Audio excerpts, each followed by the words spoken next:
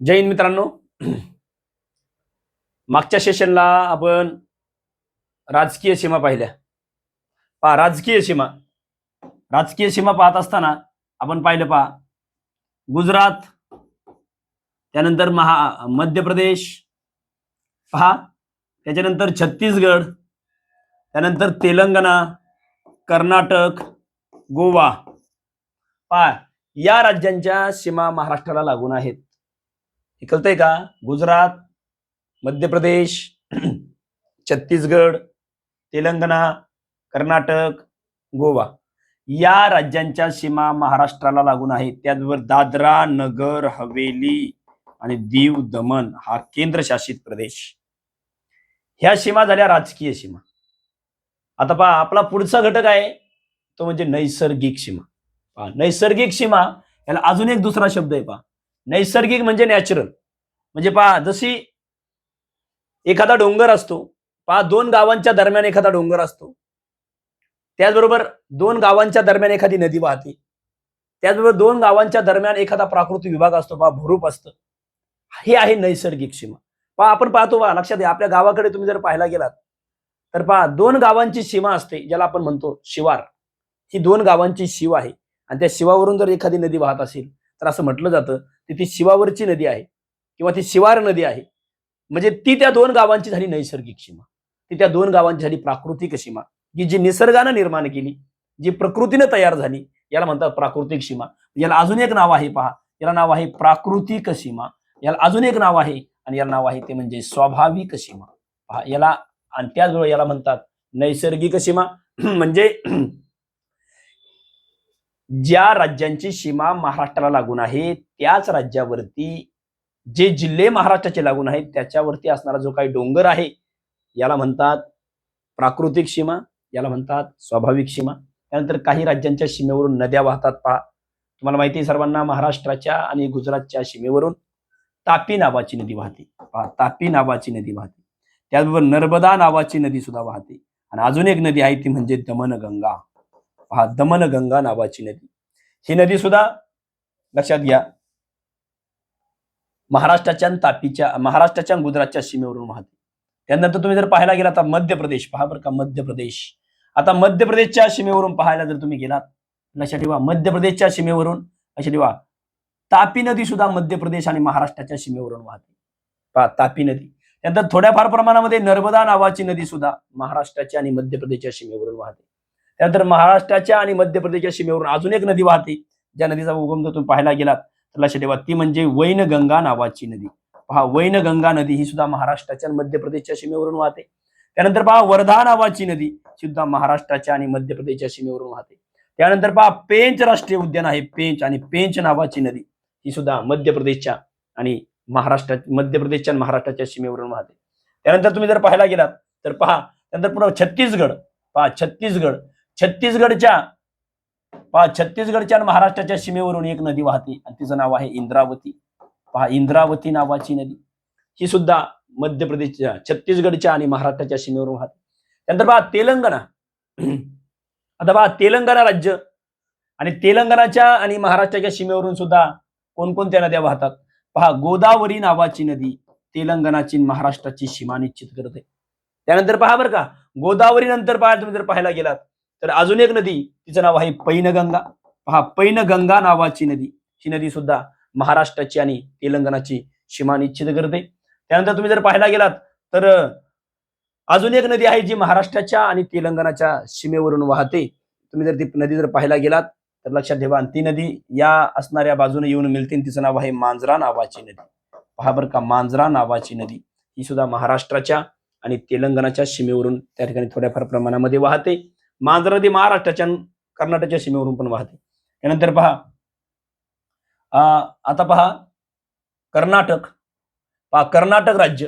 आणि कर्नाटक राज्यामध्ये तुम्ही जर पाहायला गेलात तर कर्नाटक राज्याच्या आणि महाराष्ट्राच्या राज्याच्या सीमेवरून वाहणाऱ्या नद्या सांगतो तुम्हाला. अनेक नद्या आहेत ज्या कर्नाटकच्या आणि महाराष्ट्राच्या सीमेवरून वाहतात. आणि ती पहिली नदी सर्वांना माहिती आहे, जिचं नाव आहे मांजरा. मांजरा नदी ही कर्नाटकच्या आणि महाराष्ट्राच्या सीमेवरून वाहते. त्यानंतर घटप्रभा नावाची नदी आहे. घटप्रभा नावाची नदी ही सुद्धा महाराष्ट्राच्या आणि कर्नाटकच्या सीमेवरून वाहते. त्यानंतर पहा दूधगंगा नावाची नदी आहे, दूधगंगा नदी सुद्धा महाराष्ट्राच्या आणि कर्नाटकच्या सीमेवरून वाहते. त्यानंतर कृष्णा नावाची नदी आहे, पहा कृष्णा नावाची नदी सुद्धा महाराष्ट्राच्या आणि कर्नाटकच्या सीमेवरून वाहते. आणि त्याचबरोबर महाराष्ट्राची जीवनरेखा आपण जिला म्हणतो, आणि ती भीमा नावाची नदी, आणि भीमा नदी सुद्धा महाराष्ट्राच्या आणि कर्नाटकच्या सीमेवरून वाहते. लक्षात घ्या. त्यानंतर तुम्ही जर पाहायला गेलात, पहा त्यानंतर आहे, लक्षात ठेवा, गोवा नावाचं राज्य. पहा आता गोव्याच्या सीमेवरून सुद्धा, महाराष्ट्राच्या गोव्याच्या सीमेवरून सुद्धा एक नदी वाहते, आणि त्या नदीचं नाव आहे पहा तिल्लारी नावाची नदी. पहा तिल्लारी नावाची नदी, आणि महाराष्ट्राच्या आणि गोव्याच्या सीमेवरून वाहते, आणि तिचं नाव आहे, ती म्हणजे पहा जी कोकणची नदी आहे, आणि तिचं नाव आहे तेरेखोल. पहा तेरेखोल नावाची नदी. या दोन नद्या महाराष्ट्राच्या आणि गोव्याच्या सीमेवरून वाहतात. त्यानंतर पहा महाराष्ट्र आणि दादरा नगर हवेली यांच्या सीमेवरून सुद्धा एक नदी वाहते, आणि जिचं नाव आहे दमनगंगा नावाची नदी. कोकणच्या अति उत्तरेकडील नदी दमनगंगा, आणि कोकणच्या अति दक्षिणेकडील नदी तेरेखोल. असा प्रश्न सुद्धा येऊ शकतो, कोकणच्या अति उत्तरेला कोणती नदी वाहते, तर तिचं नाव आहे दमनगंगा. आणि लक्षात ठेवा, त्यानंतर कोकणच्या अति दक्षिणेकडील कोणती नदी वाहते, तिचं नाव आहे तेरेखोल. मी तुमच्याही लक्षामध्ये त्या ठिकाणी येईल. पहा आता हा घटक आपण अभ्यासत असताना तुमच्या सर्वांच्या लक्षामध्ये येईल. आता याचं सविस्तर विश्लेषण आपण या ठिकाणी या तासिकेला करत आहोत, आणि ते म्हणजे महाराष्ट्राच्या असणाऱ्या या नैसर्गिक सीमा.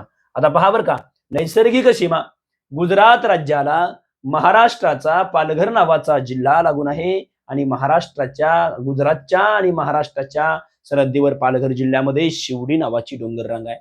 त्यानंतर पहा गुजरातला नाशिक जिल्ह्याची सीमा लागून आहे, आणि गुजरात आणि नाशिक जिल्ह्याच्या सीमेवरून मांगी तुंगी नावाचा डोंगर आहे. त्यानंतर पहा गुजरात आणि धुळ्याची सीमा लागून आहे, आणि गुजरात आणि धुळ्याच्या सीमेवर महाराष्ट्रामध्ये गाळणा नावाचा डोंगर आहे, जी 7 पुड्याची उपरांग आहे. त्याचबरोबर गुजरात आणि नंदुरबारची सीमा लागून आहे, आणि या सीमेवरती तोरणमाळ नावाची डोंगररांग आहे. हे तुम्हाला सर्वांना माहिती असलं पाहिजे. तोरणमाळ आणि गाळणा 7 पुड्याचे उपरांग आहेत. मांगी तुंगी 7 पुड्याची उपरांग आहे, आणि शिवडी सुद्धा मांगी तुंगी सह्याद्रीची आहे, आणि शिवडी सुद्धा सह्याद्रीची उपरांग आहे. त्यानंतर तुम्ही जर पाहायला गेला तर पहा मध्य प्रदेश. आता मध्य प्रदेशला नंदुरबारची सीमा लागून आहे, डोंगररांग तोरणमाळ. त्यानंतर पहा मध्य प्रदेशला धुळ्याची सीमा लागून आहे, डोंगररांगेचं नाव आहे धानोरा नावाचा डोंगर. त्याचबरोबर पहा मध्य प्रदेश आणि जळगावची सीमा लागून आहे, आणि मध्य प्रदेश आणि जळगावच्या सीमेवर चांदुरा नावाची डोंगररांग त्या ठिकाणी आपल्याला पाहायला मिळते, चांदुरा. त्यानंतर पहा बरं का मध्य प्रदेश आणि बुलढाणा नावाचं जिल्हा महाराष्ट्रामध्ये एक प्रसिद्ध असणारा जिल्हा आहे, ज्या जिल्ह्याचं जुनं नाव तुम्हाला माहिती असायला पाहिजे, आणि ते आहे भिल्लठाणा. आणि भिल्लठाणा राष्ट्रमाता जिजाऊंचं माहेर, छत्रपती शिवरायांचं आजोळ असणारं सिंदखेड राजा नावाचं गाव या बुलढाणा जिल्ह्यामध्ये आहे, आणि ही डोंगररांग आहे ती म्हणजे रायसा नावाचे डोंगर. अंतर मध्य प्रदेश आणि अमरावतीच्या सरहद्दीवरती गाविलगड टेकड्या आहेत, 7 पुड्याची उपरांग, मेळघाट व्याघ्र प्रकल्प, अशा गुगामल राष्ट्रीय उद्यान या गाविलगड डोंगर रांगेमध्ये आहे, अमरावती जिल्ह्यामध्ये. नंतर पहा नागपूर. पहा तुम्ही जर पाहायला गेला तर नागपूर नावाचा जिल्हा, पहा नागपूर जिल्हा आणि मध्य प्रदेशची सरहद्द लागून आहे, आणि या डोंगर रांगेवरती गरमसूर नावाचा डोंगर आहे, गरमसूर डोंगर लक्षात घ्या. आणि हे गरमसूर डोंगर मध्य प्रदेशच्या नागपूरच्या सरहद्दीवर म्हणजे महाराष्ट्राच्या सरहद्दीवर आहे. त्यानंतर भंडारा जिल्ह्यामध्ये मध्य प्रदेश आणि महाराष्ट्राच्या सरहद्दीवरती अंबागड नावाचा डोंगर आहे. त्यानंतर पहा मध्य प्रदेश आणि गोंदियाची सीमा लागून आहे, आणि याच्यामध्ये दरकेसा टेकड्या आहेत, दरकेसा टेकड्या. आणि तुम्ही जर हा घटक बारकाईने जर अभ्यासला त्यानंतर पहा बरं का छत्तीसगड नावाचं राज्य, आणि छत्तीसगडला गोंदियाची सीमा लागून आहे. गोंदिया आणि छत्तीसगडच्या आणि गोंदियाच्या सीमेवरती गायखुरी डोंगर आहे, लक्षात घ्या. त्यानंतर छत्तीसगडची गडचिरोलीची सीमा आहे सुरजागड आणि पेरजागड, लक्षात घ्या. सुरजागड आणि पेरजागड हे डोंगर त्या ठिकाणी लागून आहेत. त्याचबरोबर तेलंगणा नावाचं राज्य, पहा तेलंगणा राज्य, आणि तेलंगणाला गडचिरोलीची सीमा लागून आहे, आणि तेलंगणा आणि गडचिरोलीच्या सीमेवर महाराष्ट्रामध्ये पेरजागड आणि भामरागड तालुका आहे, ही डोंगररांग त्या ठिकाणी लागून आहे. त्यानंतर पहा तेलंगणाची आणि चंद्रपूरची सरहद्द आहे. चंद्रपूर जिल्हा तुम्हाला सर्वांना माहिती आहे, महाराष्ट्रामध्ये चंदन उत्पादनामध्ये अग्रेसर असणारा जिल्हा चंद्रपूर. महाराष्ट्राचा एकेकाळ महाराष्ट्राचा सर्वाधिक तापमानाची नोंद झालेला जिल्हा, त्याच्यामुळे ही चंद्रपूरची ओळख आहे. चंद्रपूर जिल्हा मग लक्षात घ्या, महाराष्ट्र राज्याचं विभाजन नाही, महाराष्ट्र राज्यातून ज्यावेळेस 1981 साली पहिलं जिल्हा विभाजन झालं रत्नागिरीतून सिंधुदुर्ग जिल्हा वेगळा झाला. त्या अगोदर 1 मे 1960 रोजी ज्यावेळेस महाराष्ट्र राज्याची स्थापना झाली त्यावेळी महाराष्ट्रामध्ये 26 जिल्हे होते आणि आज महाराष्ट्रामध्ये 36 जिल्हे आहेत. पण ज्यावेळेस 26 जिल्हे होते ना त्यावेळेस 26 जिल्ह्यामध्ये सर्वात मोठा जिल्हा क्षेत्रफळाने चंद्रपूर होता आणि या चंद्रपूरची सीमा लागून आहे तेलंगणा राज्याला. सर्व खनिजांचा जिल्हा, मिनरल सिटी ऑफ महाराष्ट्र म्हणून या जिल्ह्याची ओळख आहे. आणि हा जिल्हा आहे तो म्हणजे त्या जिल्ह्याच्या सरहद्दीवरती पेरजागड आणि अंधारी नावाचा डोंगर आपल्याला पाहायला मिळतो. त्यानंतर यवतमाळ जिल्हा, अनेक वेळा सांगितलं मी, जिल्हा विशेष मध्ये सुद्धा आपण याचं विशेष असं एक सेशन बनवणार आहोत मुलांना. लक्षात ठेवा, विशेष सेशन म्हणजे जिल्हा विशेष, कोणत्या जिल्ह्याला काय म्हणतात, कोणत्या जिल्ह्यामध्ये काय विशेषत्व आहे याचा सुद्धा आपण अभ्यास करणार आहोत. आणि तेलंगणा आणि यवतमाळ या दोन असणाऱ्या म्हणजे यवतमाळच्या सरहद्दीवरती तेलंगणा आणि महाराष्ट्राच्या असणाऱ्या भागामध्ये पुसद नावाचा डोंगर आहे. नांदेड मध्ये तेलंगणाच्या आणि महाराष्ट्राच्या सरहद्दीवरती मुदखेड डोंगर आहे. मुदखेड तालुका आहे, लक्षात घ्या. मुखेड पण तालुका आहे आणि मुदखेड पण तालुका आहे. आणि मुखेड आणि मुदखेड हे दोनही तालुके नांदेड जिल्ह्यामध्ये आहेत. त्यानंतर पहा कर्नाटक नावाचं राज्य, पहा कर्नाटक नावाचं राज्य. आणि कर्नाटक राज्य तुम्ही जर पाहायला गेलात तर पहा कर्नाटक मध्ये नांदेड, पहा बरं का, कर्नाटक नांदेड आणि कर्नाटकची नांदेडची सरहद्द आहे. आणि या सरहद्दीवर निर्मळ नावाची डोंगर रांग आहे. निर्मळ, ज्याला आपण निर्मळ टेकड्या म्हणतो. त्यानंतर कर्नाटक आणि लातूरच्या सरहद्दीवरती औसा, लक्षात ठेवा, कर्नाटक आणि लातूरच्या सरहद्दीवरती औसा नावाचा डोंगर आहे. औसा, याला औसा किंवा औसा नावाचा तालुका सुद्धा आहे लातूर जिल्ह्यामध्ये. त्यानंतर कर्नाटक आणि धाराशिव, पहा धाराशिव तुम्ही जर पाहायला गेलात तर धाराशिवचं म्हणजे याचं मध्यंतरी नाव उस्मानाबाद आणि उस्मानाबादचं जुनं नावही धाराशिवच होतं. आणि महाविकास आघाडी सरकारनं उद्धव ठाकरे मुख्यमंत्री असताना या जिल्ह्याचं नाव धाराशिव केलं. धाराशिव ही एक लेणी आहे, लक्षात घ्या, सर्वाधिक उंचावरली लेणी म्हणून या लेणीकडे पाहिलं जातं, अशी धाराशिव लेणी. आणि या धाराशिव जिल्ह्यामध्ये कर्नाटक राज्यामध्ये नळदुर्ग नावाचा डोंगर आहे. नळदुर्ग डोंगर, प्रश्न कोणत्याही अँगलनं येऊ शकतो, जोड्या लावाला सुद्धा हा प्रश्न येऊ शकतो. त्यानंतर कर्नाटक आणि सोलापूर, लक्षात ठेवा, कर्नाटक आणि सोलापूरची सरहद्द आहे. आणि या डोंगरांगेवर शुकाचार्य किंवा अजून एक डोंगर आहे, त्याचं नाव आहे रामलिंग नावाचा डोंगर. पहा, रामलिंग नावाचा डोंगर या ठिकाणी आहे आणि तो कर्नाटक आणि सोलापूरच्या सरहद्दीवरती आहे. आणि सोलापूर तुम्हाला माहिती आहे, हुतात्मा कामगारांचा जिल्हा सोलापूर. महाराष्ट्रामध्ये ज्वारीचं कोठार सोलापूर. महाराष्ट्रामध्ये डाळिंब उत्पादनामध्ये अग्रेसर असणारा जिल्हा सोलापूर. आणि महाराष्ट्रामध्ये राष्ट्रीय डाळिंब संशोधन केंद्र, लक्षात ठेवा, केगाव या ठिकाणी सोलापूर जिल्ह्यामध्ये आहे. आणि सोलापूर जिल्हा हा तसा पर्जन्य छायेमध्ये येणारा जिल्हा आहे. पश्चिम महाराष्ट्राचा असा प्रश्न आला होता एकदा पुणे जिल्ह्याला की पश्चिम महाराष्ट्राचा अतिपर्जन्य छायेचा जिल्हा कोणता, त्याचं उत्तर आहे सोलापूर नावाचा जिल्हा. त्यानंतर सांगली, पहा बरं का, कर्नाटकची आणि सांगलीची सरहद्द आहे. आणि या सरहद्दीवरती कमल भैरव नावाचा डोंगर आहे. त्यानंतर इथं अजून एक नाव आहे ते म्हणजे दांडोबा. पहा बरं का, दांडोबा किंवा कमल भैरव असे दोन डोंगर आहेत. ही नैसर्गिक सीमा आहे, कारण हे डोंगर निसर्गाने निर्माण केले, हे नॅचरल आहे, प्राकृतिक आहे, स्वाभाविक आहे, याला म्हणतात नैसर्गिक सीमा. त्यानंतर पहा पुढचा घटक जर तुम्ही पाहायला गेलात तर पहा त्याच्यानंतर कोल्हापूर आणि कर्नाटकची सुद्धा सरहद्द आहे. पहा, कोल्हापूर आणि कर्नाटकची सरहद्द आहे. लक्षात ठेवा, कर्नाटकला कोल्हापूर लागून आहे. आणि यांच्या सरहद्दीवरती दूधगंगा नावाचा डोंगर आहे. पहा, दूधगंगा नावाचा डोंगर, दूधगंगा, पहा दूधगंगा नावाचा डोंगर. आणि दूधगंगा नदी सुद्धा आहे. कर्नाटकची आणि सिंधुदुर्गची सरहद्द लागून आहे.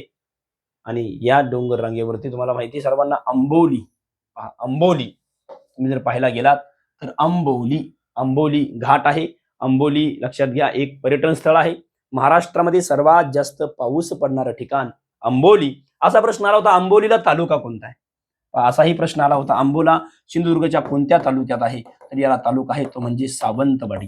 पहा, सावंतवाडी तालुक्यामध्ये अंबोली नावाचं ठिकाण आहे. त्यानंतर पहा गोवा, पहा राजांनो, गोवा नावाचं राज्य. गोव्याला फक्त सिंधुदुर्गची सरहद्द लागून आहे. आणि या सरहद्दीवर सुद्धा अंबोलीच नावाचं थंड हवेचं ठिकाण, म्हणजे थोडक्यामध्ये अंबोली थंड हवेचं ठिकाण. म्हणजे पहिलं माथ्यावरती गेलं तर थंड हवेचं ठिकाण जाणवतं, परंतु अंबोली ही एक खिंडही आहे. आणि अंबोली एक त्या ठिकाणी सर्वाधिक पाऊस पडणारं ठिकाण सुद्धा महाराष्ट्रामध्ये ओळखलं जातं, ती डोंगररांग अंबोली. त्यानंतर दादरा नगर हवेली आणि दीव दमनला पालघरची सीमा लागून आहे. जशी गुजरातला पालघरची सीमा लागून आहे तशी दादरा नगर हवेली सुद्धा आहे. आणि ही डोंगर रांग आहे शिवडी. लक्षात ठेवा, याला शिवडी घाट असंही म्हणतात. आणि अशा पद्धतीनं नैसर्गिक सीमा हा घटक आपण त्या ठिकाणी अभ्यासलेला आहे. आता इकडे लक्ष द्या मित्रांनो, पहा सर्वात महत्वाची गोष्ट जर सांगायची जर ठरली तर पहा सर्वात महत्वाची गोष्ट जर सांगायची जर ठरली तर मी तुम्हाला सांगतो तर नद्या पहा, नद्यांचा अँगल जर तुम्ही पाहायला गेलात तर नद्या तुम्हाला सांगतो. हा नद्या म्हणजे नद्यांची सुद्धा सीमा आहे. या ठिकाणी आहे ते म्हणजे राज्य आणि या ठिकाणी आहे सीमेवरील नद्या. पहा सीमेवरील नद्या मी तुम्हाला आता बोललो त्या नद्यांचा सुद्धा आपल्याला अभ्यास त्या ठिकाणी करता येईल. नैसर्गिक सीमेमध्ये पहा महाराष्ट्र, पहा बरं का मी काय सांगतोय, पहा महाराष्ट्र आणि मध्य प्रदेश यांच्या सीमेवर कोणती नदी असेल तर ती तापी नावाची नदी, त्यानंतर नर्मदा नावाची नदी, पहा नर्मदा, त्यानंतर पेंच नावाची नदी, त्यानंतर वैनगंगा नावाची नदी, पहा त्याचबरोबर वर्धा नावाची नदी सुद्धा या सीमेवरून थोड्याफार प्रमाणामध्ये वाहते. त्यानंतर पहा महाराष्ट्र आणि छत्तीसगड यांच्या सीमेवरून एक नदी वाहते आणि तिचं नाव आहे इंद्रावती नावाची नदी. पहा बरं का. त्याच्यानंतर महाराष्ट्र आणि तेलंगणा यांच्या सीमेवरून नदी वाहते आणि तिचं नाव आहे गोदावरी नावाची नदी. त्यानंतर पैनगंगा नावाची नदी ही महाराष्ट्र आणि तेलंगणाच्या सीमेवरून वाहते. त्याच्यानंतर पहा महाराष्ट्र आणि कर्नाटक, महाराष्ट्र आणि कर्नाटक यांच्या सीमेवरून सुद्धा एक नदी वाहते आणि तिचं नाव आहे, पण मी बोललो तुम्हाला आता, भीमा नावाची नदी. त्यानंतर दूधगंगा नावाची नदी, त्यानंतर पहा कृष्णा नावाची नदी, त्यानंतर घटप्रभा नावाची नदी. पहा त्याच्यानंतर अजून एक नदी आहे महाराष्ट्राच्या आणि कर्नाटकच्या सीमेवरून वाहते, तिचं नाव आहे मांजरा नावाची नदी. लक्षात ठेवा मांजरा नावाची नदी. त्यानंतर पहा महाराष्ट्र आणि गोवा यांच्या सीमेवरून लक्षात ठेवा तिल्लारी नावाची एक नदी वाहते. तिल्लारी, तिल्लारी एक नदी आहे आणि दुसरी आहे ती म्हणजे तेरेखोल नावाची नदी. पहा तेरेखोल नावाची नदी. त्याचबरोबर पहा महाराष्ट्र आणि गुजरात, पहा महाराष्ट्र आणि गुजरात या सीमेवरून एक नदी वाहते आणि तिचं नाव आहे तापी नावाची नदी सुद्धा वाहते. त्यानंतर पहा बरं का दमनगंगा नावाची सुद्धा नदी वाहते आणि अजून एक नदी आहे ती म्हणजे नर्मदा नावाची नदी सुद्धा वाहते. एवढ्या नद्या महाराष्ट्र आणि गुजरातच्या सीमेवरून वाहतात. या आहेत नॅचरल बाउंड्रीज. पहा याला म्हणतात नॅचरल बाउंड्रीज. अशा ठेवा नॅचरल बाउंड्रीज किंवा नैसर्गिक सीमा, प्राकृतिक सीमा, स्वाभाविक सीमा असा असणारा हा महाराष्ट्राच्या असणाऱ्या शेजारील राज्य, राजकीय व नैसर्गिक सीमा हा घटक आपण अभ्यासलेला आहे. याचा असणारा जो भाग आहे तो तुमच्या लक्षामध्ये येईल. म्हणजे एक थोडक्यात व्याख्या सांगायची जर ठरली तर महाराष्ट्राला लागून असणाऱ्या राज्यांच्या सीमेवर असणाऱ्या नद्या आणि त्या सीमेवर असणारा डोंगर याला म्हणतात महाराष्ट्राच्या नैसर्गिक, स्वाभाविक आणि प्राकृतिक सीमा. अशा पद्धतीने हा घटक आपण या ठिकाणी आज अभ्यासलेला आहे. लक्षात ठेवा पहिला घटक आपण अभ्यासला सेशनला त्याचं नाव आहे तो म्हणजे राजकीय सीमा आणि दुसरा घटक आपण अभ्यासला आणि त्याचं नाव आहे तो म्हणजे नैसर्गिक सीमा. अशा पद्धतीने हा घटक आपण त्या ठिकाणी पूर्ण केलाय. काही अडचण असेल तर बिनदिक्कतपणे विचारा. ओके, धन्यवाद.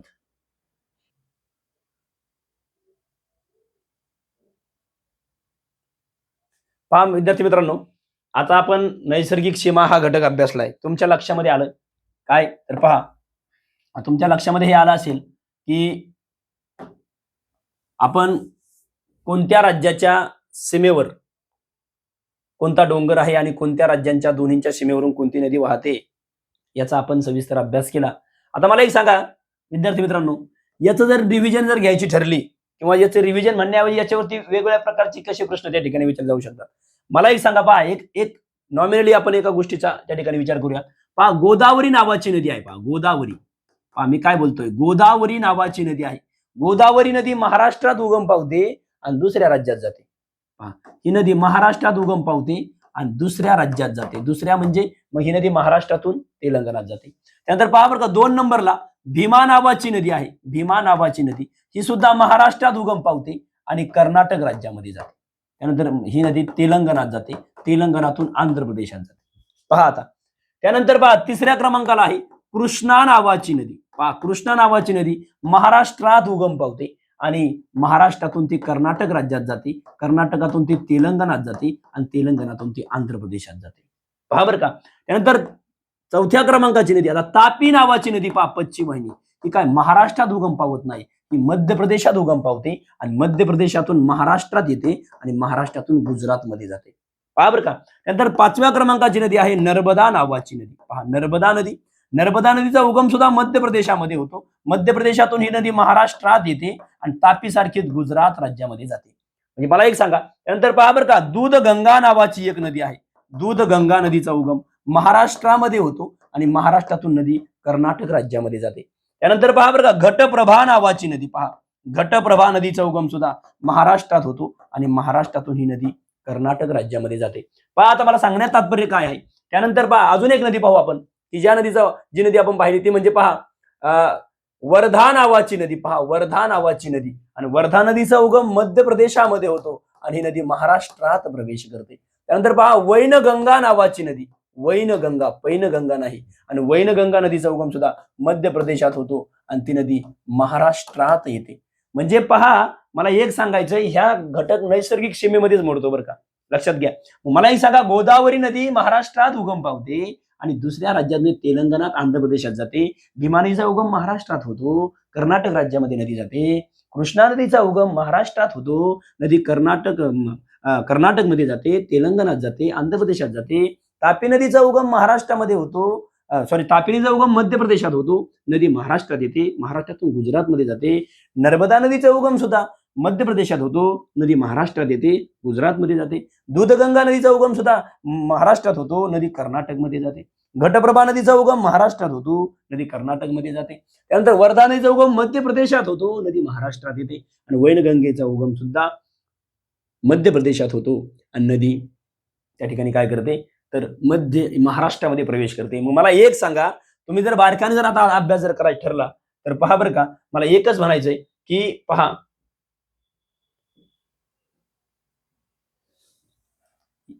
या ज्या नद्या आहेत, पहा या ज्या नद्या आहेत, या नद्या कोणकोणत्या जिल्ह्यात महाराष्ट्रात येतात. पहा या नद्या आहेत त्या कोणकोणत्या जिल्ह्यात महाराष्ट्रात येतात. आता पहा गोदावरी नदी, पहा गोदावरी नावाची नदी, गोदावरी नदी पहा महाराष्ट्राच्या कोणत्या राज्यातून, पहा गोदावरी नदी असा प्रश्न आला होता, टिंब जिल्ह्यातून. पहा गोदावरी नदी टिंब जिल्ह्यातून तेलंगणात जाते, पहा असा प्रश्न आला होता. गोदावरी नदी टिंब जिल्ह्यातून तेलंगणात जाते. आणि याचं जर उत्तर काय असेल, हा प्रश्न आहे बरं का, आणि याचं उत्तर जर असेल तर ती नांदेड. पहा नांदेड मधून गोदावरी तेलंगणात जाते. त्यानंतर पहा दुसऱ्या क्रमांकाचा प्रश्न आहे, लक्षात ठेवा, भीमा नदी.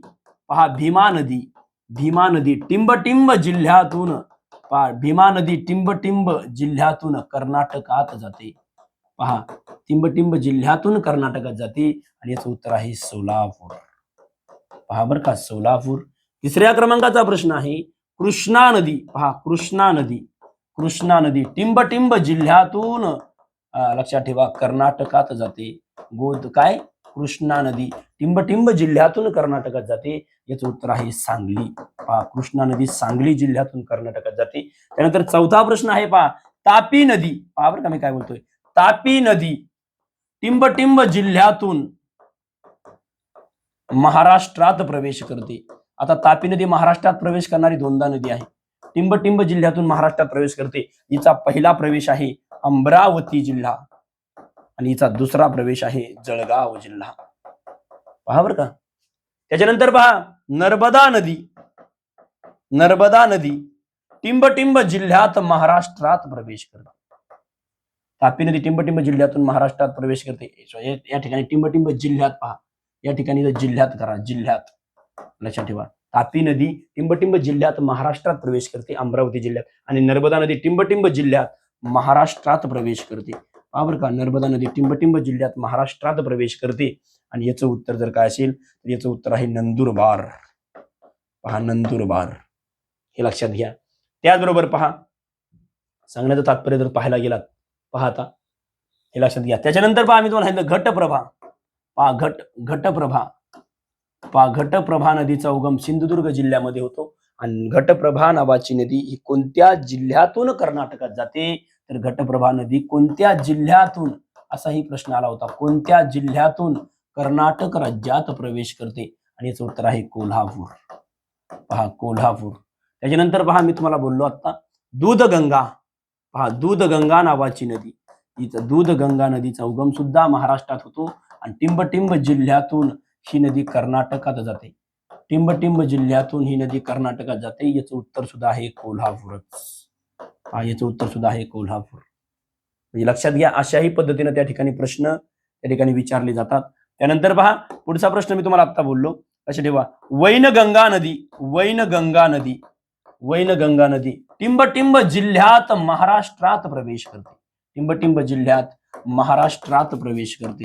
तर ती नदी कोणत्या जिल्ह्यात महाराष्ट्रात प्रवेश करते, तर हिचं उत्तर आहे भंडारा नावाचा जिल्हा. आणि भंडारा जिल्ह्यात वैनगंगा नदी महाराष्ट्रात प्रवेश करते.